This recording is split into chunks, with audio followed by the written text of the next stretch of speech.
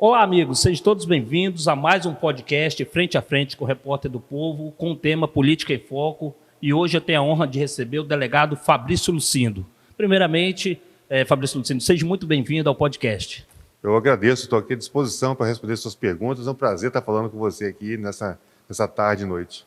É isso aí. Eu parei de atuar, quem me conhece sabe que eu era cabeleireiro, tive a honra de atendê-lo durante muitos anos e muito papo gostoso. Esse eu acho que é o principal motivo de eu estar convidando, porque eu sei que o nosso bate-bola nunca teve passe errado e a conversa vai fluir naturalmente, então esse é o motivo.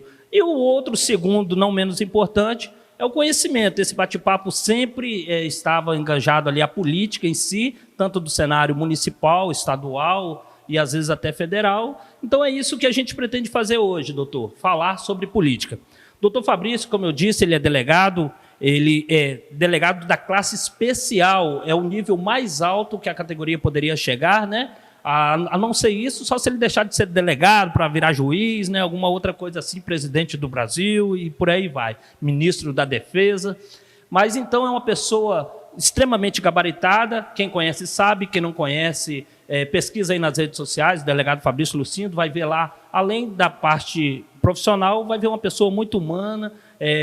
A principal característica do delegado é humildade. Eu já disse para ele uma vez no passado que não parece ter o poder que tem e exercer a função que exerce devido ao seu comportamento. Então, já agradeci a sua presença e vamos ao que interessa, falar de política. E, como sempre, não tenho perguntas anotadas para que a conversa fique mais natural possível. E a primeira pergunta, quando eu pensei o que estaria conversando com o senhor, é associar a política à segurança, que é a área que o senhor atua, né? Então, para os meus primeiros convidados nesse retorno do podcast, eu estava falando sobre analise o cenário da política atual de uma forma geral. Essa foi a pergunta para os meus dois primeiros convidados. Para o senhor, eu pergunto o seguinte: a política, em geral, principalmente no nosso Estado, ela está a contento, no ponto de vista do senhor, no quesito segurança? Por que eu tenho perguntado isso? Porque está vindo na minha mente sempre a questão que os bandidos do Rio de Janeiro estão invadindo a capital, Linhares também, todos os dias temos homicídios. Claro, vamos falar da resolução também, que temos sempre aqui com o trabalho do senhor e toda a sua equipe. Mas a política tem atendido na parte da segurança no nosso Estado? Meu caro amigo Lucas, é um prazer estar falando com você, gostaria de repetir isso. É um assunto difícil de responder, mas vamos lá. A política é o reflexo da nossa sociedade. Eu estava até falando com um amigo hoje, a gente não pode exigir que os nossos políticos sejam honestos se nós temos uma sociedade tão corrupta. A gente não pode exigir que os nossos policiais sejam honestos tendo uma sociedade tão corrupta como nós temos. Então, os políticos, eles saem do seio da sociedade. E uma sociedade corrupta só produz políticos corruptos, raras exceções. A questão da segurança, a segurança, como nós conseguimos encará-la, ela depende exatamente disso. Se nós fizermos uma comparação de número de homicídios de Linhares, por exemplo, no ano passado nós tivemos, na regional de Linhares, tivemos perto de 80 homicídios. 80 homicídios é o número de homicídios que tem um país chamado Portugal durante um ano. Então, assim, só Linhares tem mais homicídios do que Portugal, que tem 10 milhões de habitantes. Perfeito. Se a gente fizer uma comparação maior ainda, não sei se você reparou, numa matéria que nós tivemos, que foi assassinado um ex-ministro do Japão. Sim. Nós constatamos naquela matéria que foi o único homicídio do ano num país que tem mais população do que o Brasil. Sim. Então, ou seja, nós vivemos numa sociedade decrépita em que a política em que os nossos políticos nascem dessa sociedade decrépita. Então, a gente conta que em futuras gerações, novas gerações que virão, as coisas vão mudar. Sim, mas o senhor citou alguns países, Portugal, não conheço. Japão, a gente vê muito na mídia o comportamento, inclusive o exemplo que eles deram na Copa do Mundo, onde eles ocupavam, saía tudo organizado, limpinho. É bem diferente a cultura. Isso não seria uma questão regional, cultural? É uma questão, essa diferença de números? É uma questão cultural. Mas não sei se você tem observado ultimamente, a política em si, ela reflete essa violência da sociedade. Você veja essa polarização que existe a nível federal e que tem atraído os holofotes até para nível estadual. As pessoas estão intolerantes, as pessoas estão exercendo essa violência por conta de bobagem. Eu digo o seguinte, eu sou botafoguense, você que time? O Mengão, campeão. Flamengo. Nós já brigamos alguma vez por causa de Flamengo e Botafogo? Jamais, nunca, né? Mas hoje em dia as famílias não podem se sentar para conversar, que um cara que fala que é Lula e o outro fala que é Bolsonaro, aí acaba a reunião de família. Então eu sempre digo o seguinte, que a política, a religião e o futebol, a gente pode discutir sim, mas com educação, sabendo ouvir, sabendo falar de forma educada, argumentar. Porque a arte da política é uma arte... quem não gosta de política não pode nem casar, Lucas. Porque o casamento é a arte de exercer a política também. Delegado, vamos lá. A minha primeira pergunta, eu tenho um defeito enquanto entrevistador de sempre, às vezes, explicar demais a minha pergunta para que não corra risco de ser subentendido. A minha primeira pergunta, se a política estava contente, agora eu vou explicar um pouco melhor, a respeito das leis vigentes, né? Se poderia haver outras leis diferentes. Claro que nós vamos cair no cumprimento das leis, que o senhor vai falar também, com certeza, sobre isso. Mas é justamente isso aí. Se o senhor fosse presidente hoje do Brasil, o que o senhor faria em termos de leis para poder mudar a segurança do país? Vamos falar política e segurança. O primeiro ponto. As leis brasileiras não são tão brandas como se divulgam por aí. Isso é uma campanha para justificar essa sociedade decrépita que nós estamos falando, que já falei algumas vezes com você. Então, eu acho que um presidente do país, o que ganhar a eleição futuramente, eu acho que o maior objetivo dele deveria mudar essa cultura de descumprimento de lei, mudar essa cultura de desordem que a gente vive. Que cai na corrupção, né? Que cai na corrupção, que cai nessa sujeirada que é a nossa sociedade brasileira. Que você tem exemplos aqui que desde de Câmara de Vereadores até Senado Federal, até Câmara Federal, só se ouve falar em corrupção. Sim. Então a sociedade vê isso e acha isso que seja isso o normal, né? Então a gente precisa mudar essa cultura do jeitinho, essa cultura de que tudo se resolve no final, para que em futuras gerações, que nem eu nem você vamos ver, que nós vamos estar mortos, em futuras gerações dos nossos netos, as pessoas possam olhar para a sociedade e ver que ela melhorou um pouco. Doutor, da forma como essa conversa está caminhando aqui, a pessoa que está ali triste com a situação do país, da segurança em geral, ela vai acabar de se jogar da ponte, né? Porque do jeito, pelo que eu estou entendendo, pode me corrigir se eu estiver errado, o senhor parece que está descrente, porque coloca sempre a sociedade como, né, corrupta, que é uma realidade, não generalizou, não são todos, mas eu acho que são até a maioria, infelizmente, as pessoas acabam se vendendo. E, na prática, o senhor falou futuras gerações, então não há nada que se possa fazer para mudar isso? Se pode fazer muito, se pode se investir muito em educação, se pode se investir muito em estrutura, pode se investir muito na pobreza, você pode fazer muita coisa, mas você não espere resultados imediatos.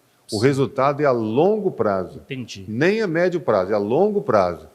Se você deixar de investir em bobagem e começar a investir nas coisas que realmente vão trazer frutos no futuro, nós vamos ver uma sociedade mudada.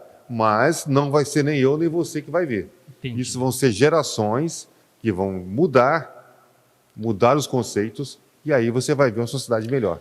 E o senhor, como chefe de várias delegacias, o senhor vivendo esse cotidiano, e a gente, quem tem ali o chefe da delegacia, a gente vê até como um super-herói de verdade, né? Essa é a visão da grande maioria. Eu sei que o senhor não se envaidece com isso, mas é a visão. Mas é um ser humano, e um ser humano se decepciona e às vezes até fica desestimulado. O senhor alguma vez já desanimou, já jogou a toalha? Como é que é a sua visão mediante a tantos problemas, enxugar gelo principalmente, que nós falamos de leis que não são brandas, mas o senhor vai lá e prende, chega ali no outro dia, entra no supermercado e o ladrão que o senhor prendeu está lá dando boa tarde para o senhor. Eu estava conversando com um colega hoje de trabalho e lembrei a ele que eu nunca dei um atestado na vida e nunca pedi um abono. Então, eu tenho esses anos e anos de polícia e até hoje nunca dei um atestado, nem nunca pedi um abono, que o abono é uma folga que você recebe. Tem dito 6 folgas por ano como servidor público. Nunca pedi. Eu tenho vocação para ser policial, para ser delegado de polícia, eu acho. Sim. Gosto muito do que eu faço. Acordo de manhã já com o comichão para poder chegar. E saio à noite com vontade de ficar. Há quantos anos? Há mais de 15 anos já. Mais de 15 anos. Mais de 15 anos. Então, eu estou aqui conversando com você, mas estou pensando que daqui a pouco eu vou voltar para a delegacia para resolver alguns outros problemas e depois, mais tarde, eu vou para casa. Ou seja, eu sinto prazer em trabalhar, sinto prazer em resolver esses crimes, sinto prazer em atender as pessoas, procuro atender as pessoas bem, porque eu sou um servidor público e, às vezes, eu chego em determinados locais e não sou bem atendido. Então, eu procuro que meus policiais, exijo deles que eles atendam bem as pessoas, eu também atendo muito bem. Tento atender muito bem as pessoas. Eu acho que quando eu citei aqui que cortava cabelo, o dinheiro, o pagamento que eu recebia pelo corte tinha o seu valor, me trazia uma certa alegria, mas quando eu via o olho do cliente brilhando, o prazer era muito maior, a satisfação. Então, eu imagino que seja assim na profissão do senhor, né, quando o senhor consegue resolver, solucionar os problemas aí, não é mesmo? Isso, a gente quando a gente resolve um crime, quando a gente consegue prender um criminoso, você traz um alento para a família, né? Você traz um alento para a família. E depois tem a frustração de ver, por exemplo, aquele criminoso solto porque pagou uma fiança, ou porque conhece um juiz, um político que liberou ele, alguma coisa assim? Não, eu não sinto frustração nesse sentido, porque a minha função foi cumprida. Nós investigamos o crime foi apurado, foi passado para a Justiça, Ministério Público e órgãos competentes, e aí termina a função policial. E aí começa a função de outros atores. Então, se você começa a sua função, você faz bem a sua função, finaliza ela, você conseguiu finalizar o seu trabalho. Durante a sua fala, o senhor disse que podemos fazer muito. Não para essa geração, porque é um remedinho que faz efeito a longo prazo, né? Investir em educação e outras coisas muito. E o poder emana do povo e o momento é esse. Por isso que eu estou com esse quadro Política em Foco. Sim. Então, eu volto àquela pergunta que eu fiz aos outros convidados, falando de política propriamente dita. É hora de escolher certo? Como é que faz para escolher? Quais são os critérios que o senhor usa? Cenário, temos aí uma polarização, tivemos aí a terceira via que já ficou pelo meio do caminho, o Moro é herói ou é vilão? Tem essas perguntas nos botecos da vida. E como é que o senhor faz a análise aí a nível de presidente? Vamos lá, para começar. Vamos lá, vamos começar pelo presidente.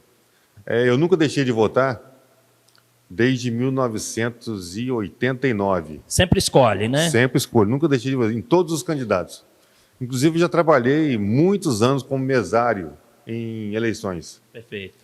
E nunca deixei de votar. E eu acho que o voto, ele é um direito sagrado, que é nesse momento que eu exerço a democracia. E declara seu voto? Declaro meu voto, não tenho problema nenhum com isso, é o meu exercício de minha cidadania, não tenho nenhum problema com isso. No cenário federal hoje, eu só não voto no candidato Bolsonaro. No restante, eu ainda estou escolhendo ainda quem eu vou votar. Não sei se vou votar em Lula, Ciro Gomes ou Simone Tebet, mas em Bolsonaro eu não voto. É uma decisão que eu já tomei, então eu estou sem escolhendo. Medo de falar diante das câmeras, 2, 3 mil pessoas que no mínimo que irão ver essa entrevista. Nada, né? Sem medo de falar isso, porque o exercício da democracia, as pessoas precisam compreender que a democracia, ela nasce, cresce e ela floresce com as diversidades. Perfeito. com eu pensando diferente de você e argumentando com você de forma educada, de uma Sim. forma convincente ou não. Se você quiser aceitar, bem, se não, de forma educada, você, infelizmente, eu não acho que você não tenha razão. O senhor citou Bolsonaro de uma forma negativa, eu sem querer tomar partido, que eu também não decidi nada, não sei, eu estou meio confuso ainda tenho um tempinho para pensar. Mas o senhor não citou o Lula, o que o senhor diria do Lula, então? Olha, é um candidato popular, é um candidato que, no segundo turno, com certeza, se ele for para o segundo turno, eu vou votar nele, se for contra Bolsonaro. Ah, tá. Entre os dois... Entre os dois, eu fico com o Lula. É um candidato que tem história política, tem uma história de luta sindical, é um candidato que tem... E a corrupção? Desculpa, mas... A corrupção, vamos lá, né? a corrupção, por isso... Que teve no PT. Exatamente, por isso que eu ainda estou em dúvida em quem votar nesse segundo espectro. Eu não voto em Bolsonaro exatamente por conta da corrupção, Também. também, e também por conta de outros fatores. Eu gostaria de ter um presidente que os brasileiros pudessem ter orgulho dele. E acho que eu não tenho orgulho de ter Bolsonaro como presidente. E a entrevista deve ser curta, talvez hoje com o senhor não será tão curta assim, porque eu vou lá ainda no Moro. O que o senhor achou dessa passagem relâmpago do Moro aí? O juiz foi preso quase? Meu caro Lucas, o Moro, a política é para profissional. Sim. O Moro, coitado, ele, assim, hoje eu tenho até pena dele, porque de quando ele saiu do Poder Judiciário, quando ele saiu do Poder Judiciário para virar ministro da Justiça, ali já começou errando. Sim. E aí ele sai de um partido, vai para outro e vai para ser candidato em São Paulo, desiste de ser candidato em São Paulo, vai ser candidato no Paraná. Ah, entendi. Eu acho que ele, inclusive, vai perder a eleição para o Senado no Paraná. Não, tenho certeza absoluta, pelo que eu pude ver desse procedimento, desse processo, que ele não foi um juiz imparcial. Sim. Ele deveria ter sido imparcial. Se deixou levar, né? Se deixou levar por que é muito perigoso, ele se deixou levar por essa questão do mito, de ser ovacionado pela população, de estar ali na crista da onda, como dizem. Só que hoje, ele é odiado pela esquerda, odiado pela direita e ficou sem lugar. No centro também ele não tem lugar, então ele ficou uma situação difícil para ele. Eu achei que o senhor começou bem dizendo a política não é para amadores, né? E ele foi ouvindo um, ouvindo o outro, e essa questão das ruas aí mexeu com ele. E, bom, pelo que o senhor disse, a nível federal, a conclusão que eu tirei é que corre o risco do senhor votar pela primeira vez nulo, né? Porque ele falou que nunca deixou de votar, mas... Não deixa de votar, não. Não vai escolher escolher um dos três ainda. Lula, Simone Tebet ou Ciro Gomes. Um dos três eu vou escolher. No primeiro turno. Se der segundo turno e for Lula e Bolsonaro, eu voto em Lula. Entendi. E muito bem explicado, né? E o senhor costuma mesmo pesquisar, tipo... Eu conheço, a gente conversa, dá para ver que como o senhor fala com propriedade, o senhor pesquisa. Mas para quem não conhece, né, todos os dias, por mais que tenha trabalho, o senhor tira um tempo lá para olhar como é que estão os candidatos. Onde o senhor busca informações? Sobre o Senado agora eu estou falando. Vamos descendo um pouquinho. Sobre o Senado, eu busco informação na imprensa oficial. Eu não sou antenado com Facebook. Qual é a imprensa oficial? Porque a imprensa existe imprensa imparcial Está complicado. Eu estou falando, desculpa, está mexendo comigo as respostas do senhor. Eu estou aí, repórter do Povo, eu sou um personagem de YouTube, eu não sou repórter formado. Mas, olha, está difícil ver, assim, onde eu ando, uma imprensa imparcial. Dizem que quem comanda o Brasil é a Globo, porque ela colocou o Collor quando convia, Sarney tirou, aí tirou Lula, só que aí o Bolsonaro cortou tudo, agora quer tirar o Bolsonaro. Fazendo uma avaliação sobre o que você disse, não sei se você se lembra, na época do governo Lula e governo Dilma, a imprensa batia no governo Lula e no governo Dilma. Veio o governo Temer, a imprensa batia no governo Temer. Veio Bolsonaro, a imprensa bate em Bolsonaro. Então, a que conclusão que eu chego? É que todo mundo ataca a imprensa porque a imprensa bate. Entendi. Lula atacava a Globo de forma semelhante ao que Bolsonaro está fazendo. Temer também. E aí? Estamos aqui Eu não tenho propriedade, conhecimento de causa para falar com muita firmeza, mas assim, o senhor vai me explicar melhor até por Pois mim. não. A polícia, a função de delegado, ela está meio que ligada à política, né? Tudo na vida está ligado à política, então, assim, onde que o delegado vai atuar, que não vai. Então, assim, o senhor está aqui dizendo abertamente, né, sem medo de sofrer retaliação ou sem medo também, talvez, ter benefícios com isso. E no Estado aqui, né, nós estávamos no Senado, vamos para estadual agora, depois a gente volta para federal aí, mas vamos lá, estadual. Casagrande está aí, segundo as pesquisas está à frente, temos um candidato da nossa região, Guerino Zanon, que fez um excelente trabalho aqui, está disputando, aí tem o Manato, que é do Bolsonaro, que está em alta por causa disso, Aldivas da Serra, que é muito grande. Como é que o senhor avalia para governador aqui, o nosso estado aqui? Porque para a entrevista não ficar muito longa, né, vamos correr um pouquinho. Olha, a entrevista, essa eleição para governo do estado, ela, infelizmente, ela não tem a polarização necessária para levar para o segundo turno, pelo que eu estou avaliando. Acho que, pelos prognósticos que a gente está vendo por aí, Casagrande ganha no primeiro turno. Não vejo possibilidade dessa eleição ir para o segundo turno, não. A gente vai conversar depois, porque o pouco que eu aprendi, eu disse na entrevista passada, vamos ver se o senhor concorda ou não comigo. Política muda da noite, por enquanto estamos conversando aqui, alguma coisa pode estar acontecendo lá fora, né? Política muda da noite para o dia, muda em véspera de eleição. Muda em véspera de eleição. Da urna, ninguém sabe o que vai sair.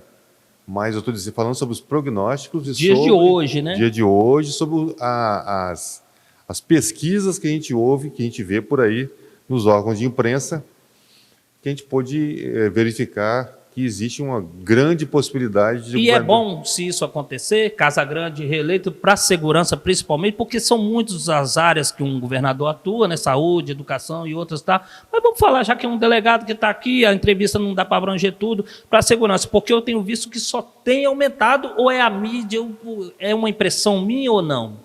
Na verdade, a nossa impressão de insegurança é porque realmente o Brasil é um país inseguro. Sim. De todos os quesitos de segurança. É um país inseguro. Para você ter uma ideia, a gente tem 4 ou 5 vezes mais homicídios do que a Argentina, Chile e Uruguai. Então, se você ter uma ideia, a gente se acha mais importante que os argentinos. Sim. Os argentinos vivem melhor do que a gente, porque eles têm um IDH melhor do que o nosso. Nos argentinos não existe analfabetismo, e na Argentina eles têm 1/5 dos homicídios que são registrados no país. Então, essa violência, o senhor quer dizer que não é do Estado, né? Para ficar mais claro para o povão, né? Não, que vai não é ver isso. Estou dizendo o culto. seguinte, é que nós temos essa sensação de violência porque o país é violento mesmo. Mas se você fizer uma comparação de 2009, que eu estou na polícia há muitos mais anos que isso, de 2009 para cá, houve uma redução de 50% dos homicídios no Espírito Santo. Então, em 2009, a gente tinha mais de 2.000 homicídios por ano, e esse ano nós vamos ter menos de 1.000. Então, houve, mas as políticas públicas, elas são a longo prazo. Você vê, 2009 para 2022, são 13 anos, né? Se não tiver errado, 13 anos de política pública de investimento em segurança. Mas lembrando, Lucas, que o investimento em segurança não é investimento em polícia. Investimento em segurança é investimento em saúde, educação, estrutura, lazer, saneamento básico, investir na pobreza, tirar o povo da pobreza, educação, né? A alfabetização do povo. E isso é investimento em segurança. O investimento que você precisa fazer em segurança pública, em polícia, é o investimento para você tirar do seio da sociedade aqueles que escaparam de toda essa teia inicial de que eu falei. Quem não conseguiu ser educado pela família, pela igreja, pelo trabalho, pela escola, por isso chegou no ponto que é criminoso, é bandido, aí a polícia tem que agir. O problema é que a gente está deixando tudo isso ir acumulando e achando que as polícias estão aqui para resolver o problema da segurança. Não é. A segurança é um negócio muito mais amplo do que polícia. Polícia é para resolver o rescaldo, aqueles que escaparam de todo o processo de educação a educação pública, saúde pública. Tudo isso, quando o camarada escapa de tudo isso, aí que a polícia tem que agir. O intuito do quadro Política em Foco, muitas das vezes, não é influenciar ninguém a votar em ninguém, é sim debater política e trazer pessoas como o senhor, que tem autoridade para falar, e com certeza as pessoas vão tirar também para elas conclusões em cima dessa entrevista que a gente está fazendo. Então, eu não vou perguntar ao senhor em quem o senhor vai votar para governador, não é o caso, até mesmo para não influenciar, não ficar tendenciosa. Apesar que eu tenho visto nas redes sociais, né, delegado Fabrício Lucindo, pode ir lá, que você vai ter mais conhecimento dessa parte dele, partidária, digamos assim. E pulei o federal, estamos no governo, vamos pular de novo e vamos para o estadual aqui. Prata da casa, santo de casa faz milagre, o senhor é adepto disso, mora em Linhares, né? E tem vários candidatos daqui. O que o senhor acha desse cenário estadual?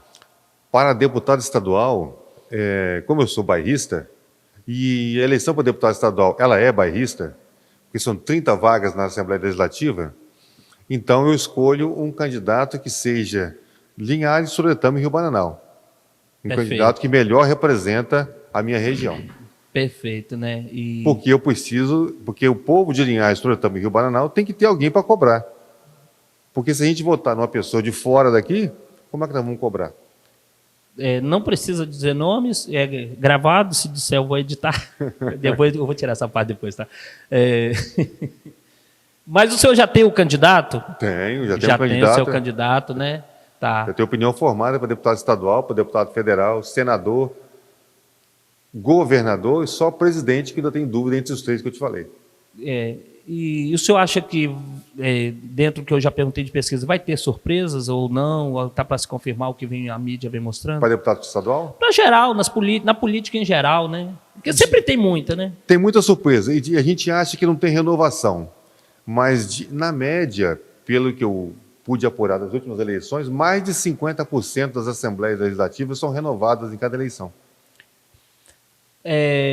Vamos lá, aquela tempero na entrevista que sempre tem, né? Alguma coisa mais incisiva, mais aguda. Eu perguntei algumas coisas para os outros sobre o legislativo.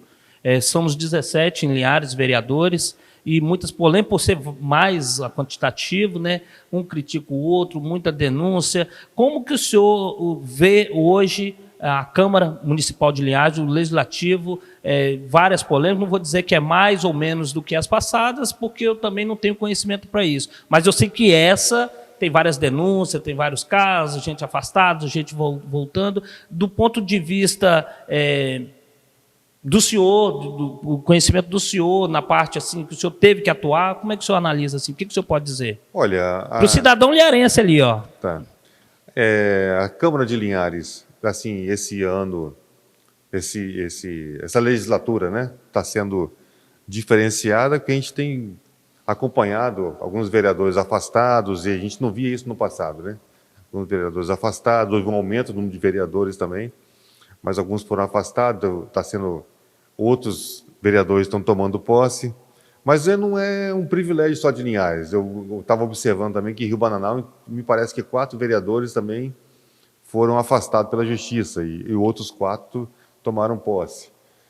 Então, essa legislatura está tendo novidade nesse sentido, desses vereadores estarem sendo afastados judicialmente, alguns, e outros tomando posse. Pulei, né? Federal, falamos tudo aí. Hoje nós temos um nome que vem surpreendendo, veio candidato a deputado estadual e surpreendeu e teve emendas em todo o estado, que é o deputado Marco Garcia. Agora coloca o nome a federal. Eu vi nas redes sociais do senhor que o senhor já tomou partido também, tem os motivos do senhor. Mas qual é a análise que o senhor faz para federal, assim, de uma forma geral, e aqueles que talvez não iriam votar no mesmo candidato do senhor, o que o senhor teria a dizer dos candidatos aqui da região? Olha, nós temos aqui alguns candidatos a deputado federal, que são meus amigos, inclusive. Eu não sei se eu vou conseguir lembrar de todos, mas tem o Marco Garcia, tem o Tarcísio, que é candidato a deputado federal também. Então, são pessoas amigas que eu não vejo nenhum problema das pessoas votarem neles, entendeu? Eu simplesmente tenho um compromisso com outra pessoa então estou ajudando essa pessoa a se eleger deputado federal, mas não tenho nada contra Marcos Garcia, muito pelo contrário, é uma pessoa que ajuda muito e ajudou muito a polícia, ajudou muita gente na delegacia, então é um sujeito valoroso que, se eu não tivesse compromisso com a deputada Jaqueline Moraes, eu estaria talvez apoiando o Marcos Garcia. Entendi. Então, assim, o senhor tem lá os seus motivos, o seu compromisso, mas deixa aí uma segunda opção, né, também, né, para quem... Sem problemas, porque é uma pessoa valorosa, tanto ele como o Tarcísio também, que é amigo da gente há muitos anos. São candidatos valorosos aqui da região para deputado federal. Os outros eu não consigo lembrar o nome, não sei se você se lembra. Não, eu iria falar isso aí do meu jeitão aqui. O que eu iria dizer? Não lembro o nome porque às vezes vem tantos candidatos a vários cargos, não estou falando só para deputado federal, não, estadual, municipal, às vezes tem que ter um percentual, para você que não sabe, de mulher. Aí vem tantas pessoas sem expressão que depois tem lá 10 votos, 50 votos, parece que nem a família vota. O senhor acompanha isso também, né? Então, assim, o que o senhor acha desses candidatos sem expressão aí, só para encher linguiça? Olha, isso é muito difícil, porque hoje me parece que para se eleger um deputado federal, você precisa de 160 mil votos num partido. Então, é muito voto para se eleger um deputado federal. Praticamente quase nenhum candidato vai ter esse número de votos, 160 mil votos. Precisa de pessoas com bastante votação para se eleger né? E a gente observa que, infelizmente, ainda se usa o nome de mulheres, por exemplo, para poder compor a chapa, para poder dar aquele coeficiente. Sim. Mas lembrando que me parece que os vereadores de Rio Bananal caíram justamente por ter usado o nome de mulher que nem pediu voto para o marido, ou para a mãe ou para o pai pediu. Não é desde agora, nas eleições passadas eu já vi. É muito perigoso isso. Eu estou aprendendo, como tudo na vida, autodidaticamente, vivendo e perguntando e conversando assim sobre política. E nessa agora eu fiquei sabendo de alguns valores que os candidatos recebem do partido, que para o camarada já vale a pena só ser candidato. Tem candidato que recebe 30, 50, 100, 400 mil, 500 mil, só para ser candidato, porque é o fundão, né? O senhor acha justo o fundão meu amigo, partidário? É curioso, nessa nossa vida... Doutor, olha ali na câmera e desabafa, doutor, fala assim, do fundo do coração. É muito dinheiro, né, doutor? É muito dinheiro, são 5 bilhões de reais, se eu não me engano. É muito dinheiro para a política. Mas, como é que eu vou dizer isso sem ofender ninguém? Veja só, não existe legislação perfeita. Quando nós tínhamos o financiamento privado, você tinha muita safadeza, muita corrupção, porque o sujeito dava o dinheiro, mas queria cobrar depois, né? Queria cobrar depois. Que acontece ainda, tá? Que é em obras, em secretarias, aquela coisa toda. Agora tem um fundo partidário, que são 5 bilhões de reais a ser distribuído. Para que fique tudo igual dentro das regras. Tudo dentro das regras. Só que, é o que você falou, a gente vive numa sociedade corrupta, né? Infelizmente. Infelizmente. Eu acho que uma campanha política não precisaria de tanto dinheiro. É bem menos da metade disso. Mas os deputados acharam por bem, e os senadores, criar esse valor. A gente não pode... inclusive o Supremo já foi questionado sobre isso, o Supremo Tribunal Federal, e entendeu que isso é da alçada do Poder Legislativo. Então eles mantiveram o valor de 5 bilhões de reais, ou mais, né? Porque quem vota são eles. Se fizesse o plebiscito, talvez não seria esse resultado. Com certeza, se fizesse o plebiscito, não daria um terço disso. Doutor, mais uma vez agradecer aqui a presença do senhor. O senhor que veio falar de Política em Foco já foi candidato algumas vezes. O senhor... tem alguma pretensão? Está aberto a vir candidato novamente, doutor? Não, por enquanto não. Eu sou apaixonado pela política, porque a política é que vai mudar a realidade das nossas vidas, a política é que vai mudar a realidade desse país, quando a política mudar também, né? Mas eu não pretendo ser candidato, a não ser que as coisas mudem, mas gostei muito de ser candidato, porque eu acabei conhecendo muita gente, fazendo muita amizade. Hoje eu ando na rua, as pessoas me conhecem e chamam para tomar um café, chamam para conversar, chamam para isso, para aquilo outro. Então, eu gosto muito de fazer amizade, gosto muito de bater papo. Então, eu gostei muito de ser candidato. Recebeu verba, doutor? Não, zero. Eu pergunto mesmo. Zero verba. A única coisa que eu fiz, que eu recebi na minha candidatura a deputado estadual, eu recebi aqueles santinhos que vinha Eu acompanhei. com a cara do governador e a minha. E era só eu e minha mulher andando pela rua, e as cara. amigas, as fãs, né? O senhor tem muita amiga, tinha né? muitas pessoas que me ajudaram mesmo. Eu vivi isso, como eu disse no começo da entrevista, se você não viu, eu atendi ele no meu salão lá e eu via mesmo ele com o santinho ali, no carro adesivado dele na rua, você não via, porque o pessoal quer gasolina para adesivar, ele não dava. Dinheiro. Mas aí tinha senhorinhas que...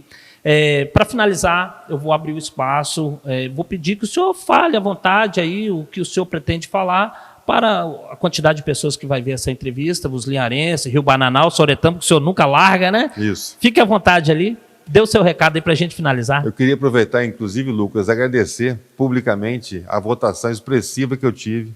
Eu estou muito orgulhoso de ter tido aquela votação em 2018. Agradecer as pessoas que votaram, que me ajudaram, porque para mim foi para mim e para minha esposa, que a gente está nessa batalha aí, agradecer todo mundo que ajudou. Quantos votos? Olha, eu tive 4.600 votos. Soretama teve mais de 1.000, fiquei sabendo. Teve mais hoje. de 1.000 votos em Soretama. Então, para quem não gastou um tostão, só sola de sapato e gogó e papo furado com os eleitores, eu fiquei muito orgulhoso dessa votação. Teve gente que gastou milhares de reais e não conseguiu ter essa votação expressiva que eu tive em Soretama, e aqui em Niás também, que foi 3.500 votos que eu tive aqui. Então, por uma campanha sozinho, só com a ajuda das pessoas que gostavam da gente, né? Foi uma vitória muito grande. E no mais, companheiro, eu recomendo às pessoas que não odeiem a política. Sim. Não odeiem a política, porque a política é o que rege a nossa vida. Eu falei com você no início, eu repito, quem não gosta de política não pode casar, quem não gosta de política não pode trabalhar, porque o trabalho, no trabalho você exerce a política, na vizinhança, você para viver bem, numa vizinhança, você tem que ser político. Você tem que conversar com os seus vizinhos, você tem que ser amigo deles, tem que suportar algumas coisas e pedir a ele que às vezes suporte algumas ranhetices suas também. Todo mundo precisa da política, não tem como ficar fora dela. Todo mundo precisa de política. Nós estamos conversando aqui, estamos falando sobre política. Sim. Diuturnamente, você chega em casa, você conversa com sua mulher sobre política. Você tem que... e a política tem que ser saudável. A política tem que ser saudável de uma forma que não haja agressividade, não haja xingamento, não haja maltrato entre as pessoas, entendeu? A política é educada e de fundamentação. É isso aí. Bom, pessoal, esse é o delegado Fabrício Lucindo. Hoje tive a oportunidade de fazer o podcast Frente a Frente com o tema Política em Foco com ele. Espero que vocês tenham gostado e convido vocês para a próxima edição. Durante esse mês todo será o tema só política. Serão 3 episódios por semana, segunda, quarta e sexta, no canal do YouTube RPTV Linhares e nas minhas redes sociais, Facebook Andrade e no Instagram repórter.do.povo. Então, essa entrevista está lá na íntegra a partir de segunda, quarta e sexta. A próxima do senhor acho que vai ser quarta-feira. Tá bom? Muito obrigado e valeu. Até a próxima. É isso aí. Tá certo, meu amigo. Valeu. Tchau.